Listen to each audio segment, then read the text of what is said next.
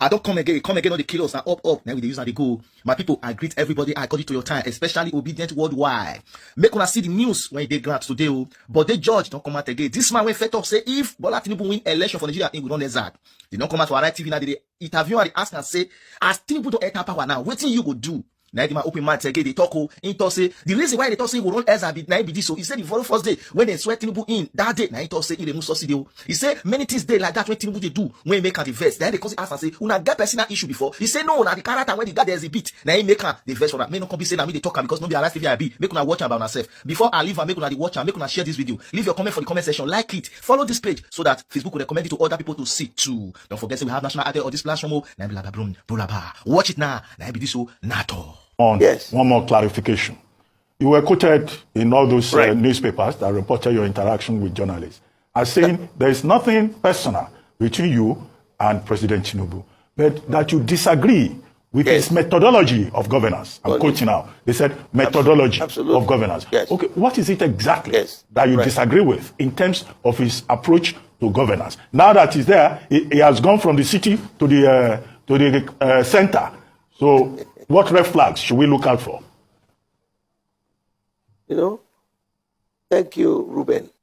You hit the nail on the top, as usual. Now, one of the major differences is lack of in-depth analysis on your managerial style. Now, let me tell you, on your inaugural day, you made a pronouncement that I am removing the subsidy. Fuel subsidy. So now, do you know the pain that has caused? The moment he made that statement, we started seeing queues in petrol stations. When my boys came back, they said, sir, now they are selling petrol at 488 naira per liter. I said, what? What was the price? Just that statement. That is not a super manager. A manager would have done an analysis, the impact on the people. What do you think public office is defined for?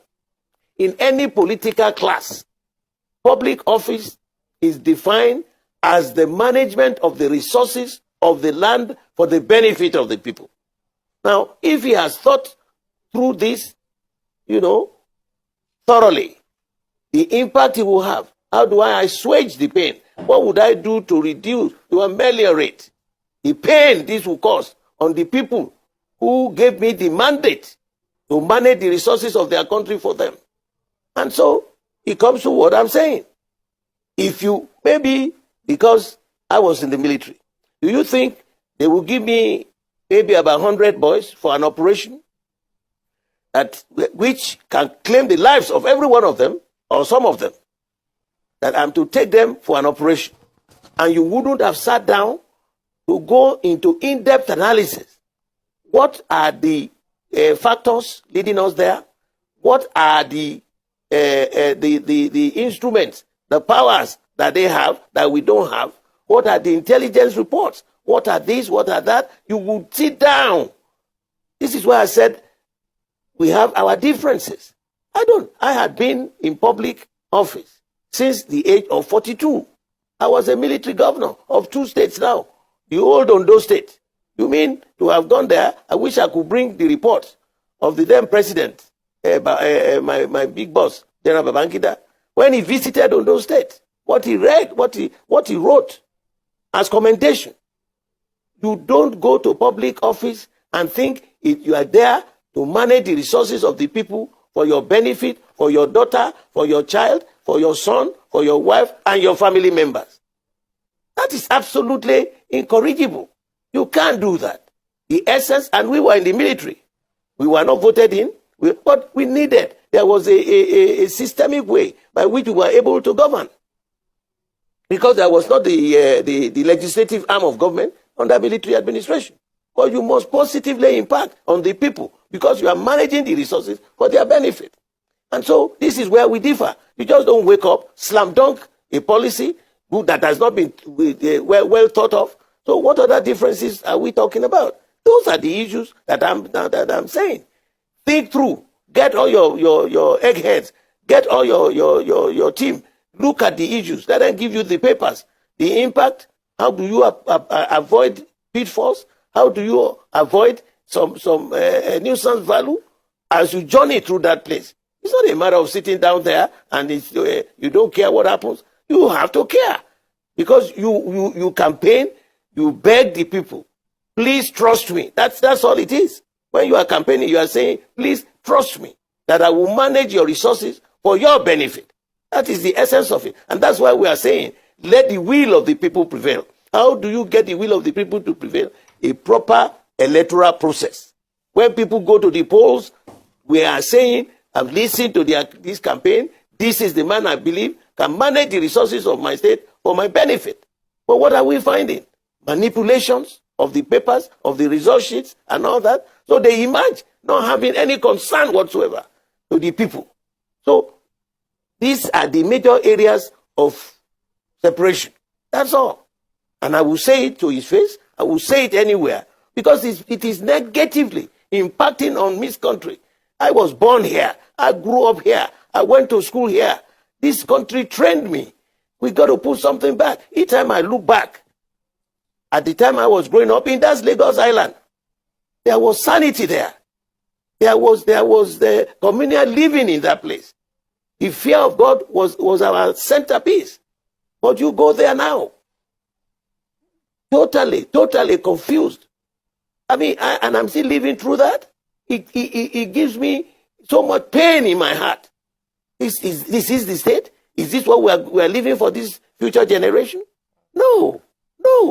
We got to do something much better than this. Look at little Rwanda there. The head of state had completely transformed that nation.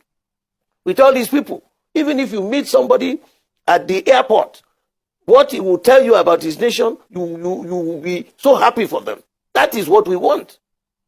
Everybody is crying. It's not a matter of tribal issues now. This nation is drifted. It's taking in so much water. As a seaman, you know, if your ship is taking in so much water and you don't quickly arrest it, you go below the sea. Right. That's not what we want. Yes, sir. That great country, that nation, that, you know, the giant of Africa. Yes. For every 10 Nigerians, 7 are for every 10 Africans, 7 are Nigerians. Go to anywhere in the world, in any profession, you will find our people. So what the goddamn hell is wrong with us at home? We need prayers and we need committed people. We can still salvage it if they are very serious, and the people should demand it. Absolutely. All right, Chief George, very quickly, because we'll soon start rounding off. You talked about the fact that, yes, we need prayers, but you also talk about the importance of people and that we can still salvage. On the road to salvaging or returning the glory of this great nation, the giant of Africa, what would be your immediate recommendations, particularly to this administration? He's removed subsidy. What are the other policies or perhaps things he ought to put in place to restore the glory of this nation? I belong to one political party, and the final decisions on the election is yet to be publicized, to be done. We're in court. But as a Nigerian, I want to answer you. My philosophy of life is about leadership. Leadership is about managing the people, assuaging their pains, putting a lot of smile on the faces of the people, the adults. They must be gainfully employed. You know, education is second to nothing. Education makes people easy to govern, but impossible to deceive. Education makes people easy to rule, but absolutely impossible to cheat. Because they will question you. They will query you.